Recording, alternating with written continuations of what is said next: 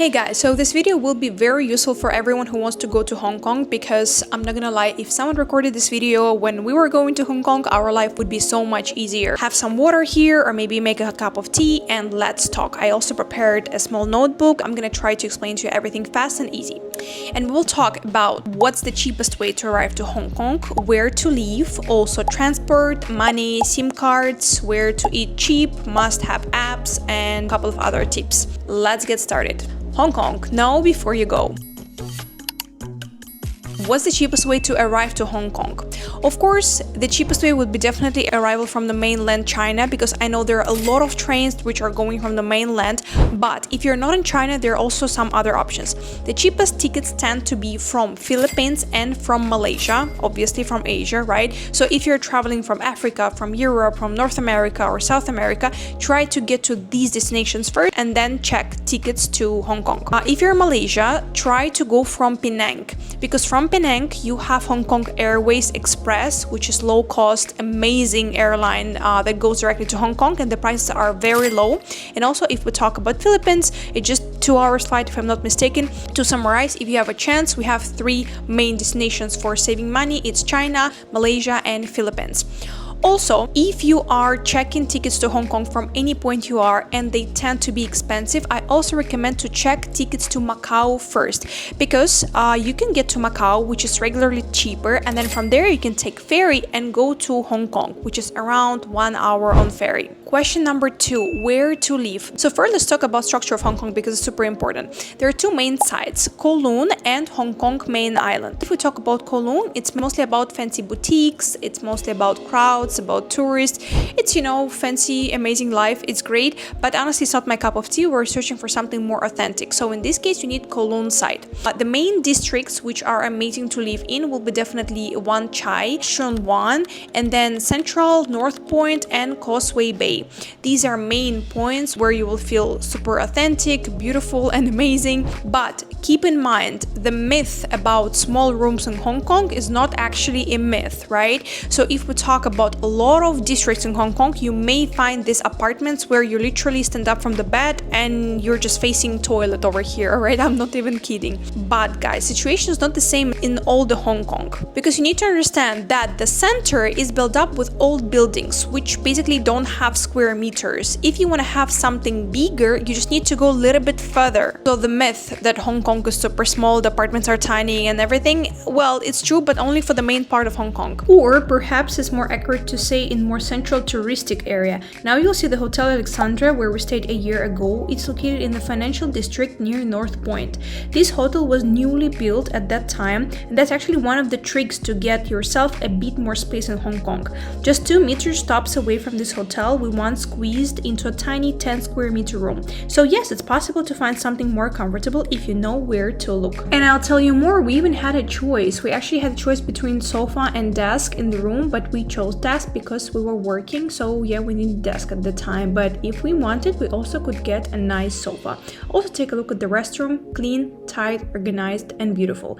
Not the picture of Hong Kong that we see, right? Where can I find budget hotel in Hong Kong? So guys, when it comes to budget hotel, we need to understand that Hong Kong is not cheap, right? Honestly speaking, between you and me. So if we talk about budget hotel, we're speaking about $70 a night, something like that. $70 to $80 a night, approximately. I'm speaking about US dollars. Of course, every one of us has our own standards, but if we talk about actual good room, where you can stay, where you can sleep, where you have, you know, place to work maybe, and just to feel, you know, comfortable, we're speaking about around $70 to $80 on the budget, right? Because there are many options of $100 and more a night. Also, a few more words about prices in Hong Kong. I don't know if you know, guys, but everything is based on stock. So that means if a price of the place can be like $100 today, tomorrow it can be $80 or maybe $120 in the other day. Which means when a person gives you a recommendation for the hotel or any place to go, it doesn't mean the price will be exactly the same as the person told you.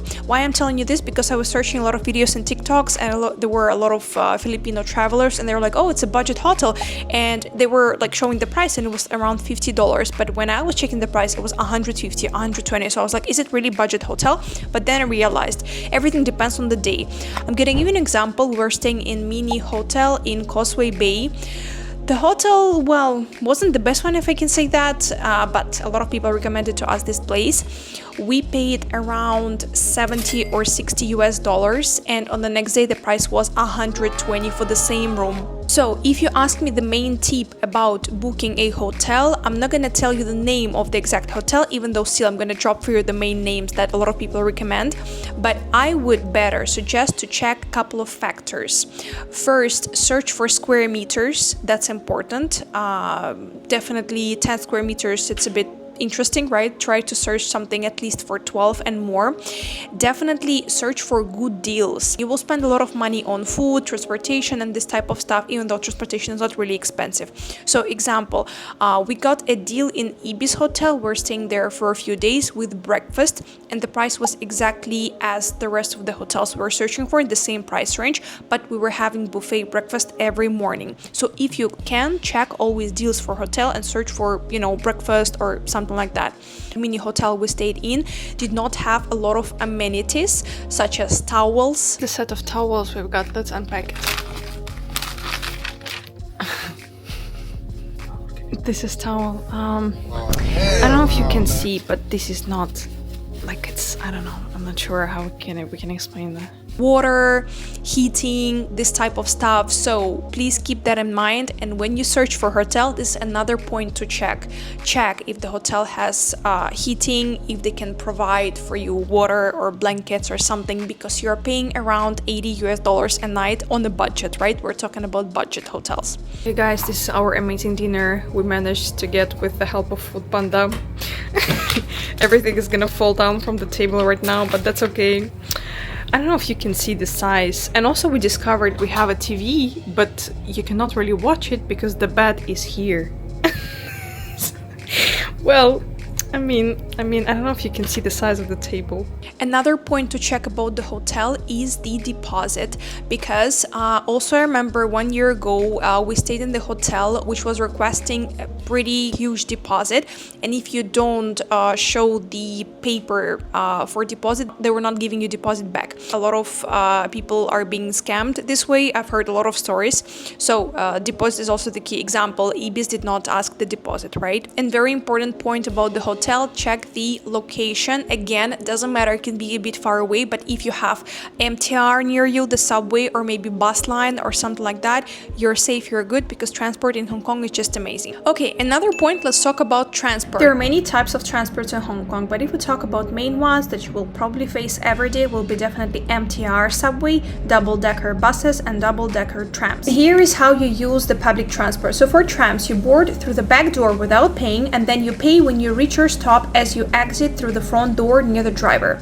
Then for buses, you can board through the front door, pay immediately near the driver, and then exit through any of the doors you want. So for MTR, it's like very easy. You just enter and exit through the turnstiles, and then you pay when you enter. And also when you exit, you have to put the card to the turnstile again. But how do you pay for public transport? From this year, it became like super easy to use public transport because they just insert a special place where you can pay by card directly. So you don't need to exchange money or buy a transport card. You just can pay directly with Visa or your MasterCard everywhere, in the subway, in buses, in trams. It became super easy. However, if you still want to use the actual card, you need to get an Octopus card. So Octopus card is very important part of Hong Kong life. It's a card that you can pay everything with. You can pay subway, you can pay bus, you can pay in the restaurants, everything. You can put money on it and you can literally pay everything with it. You can literally charge it in any 7-Eleven around the street. Money. If we talk about money in Hong Kong, I will definitely recommend to have a card. You can pay everything with Visa or MasterCard, or if it's not card, they're asking for either cash or Octopus. So also you can download an Octopus app. However, to charge money from the card to the Octopus card via app, you must have a Chinese bank. So example, I have a card from like Europe, and we also have a card, my husband has a card from Africa. We we couldn't make it. SIM card and the price for it.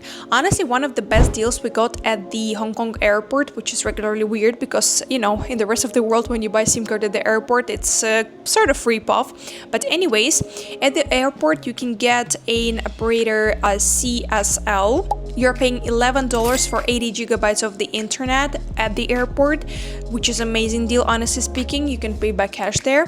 And also, if you didn't have a chance to buy SIM card at the airport, you can check any 7-Eleven. You can search for Smart Tone, for China Mobile Hong Kong. So there are a lot of different options, but from my point of view, CSL is the best one because it's cheap and you're getting a lot of gigabytes at the same time. So where to eat? As I mentioned, guys, and as you probably know, Hong Kong is not a cheap place, right? That's okay. But we can still find some places where you can eat on a budget. So one of the places is Café de Coral and Fairwood and MX. These are three main places. They're sort of like buffets, if I can say that. A lot of people go there, students or business workers on their lunch. So it's a great place if you want to save money and you want to eat authentic Chinese food. A lot of tourists, a lot of travelers, they recommend this place if you want to save your money. Also important thing is must-have apps for Hong Kong. So the first thing I would recommend is the City Mapper because Google Maps are not the best there in Hong Kong. We were literally lost a few times because the orientation doesn't work pretty well. So City Mapper will be your lifesaver in this case. Also, you can check Hong Kong Taxi if you would like to use taxi in Hong Kong. However, from my point of view, public transport is just amazing and get you to any part of the city, and the price is also not expensive. If you're planning to go to Disneyland Hong Kong, you need to download the Disneyland app because it's going to help you to understand the schedule of the shows and the map of the park. The next one is MTR Mobile. Honestly, I would say this app is more like an extra, but it's going to be helpful for you in case you want to better understand the MTR, the subway system. It's just going to show you the schedule, the trains and stuff like that. But honestly, even inside, you can find a pretty good orientation.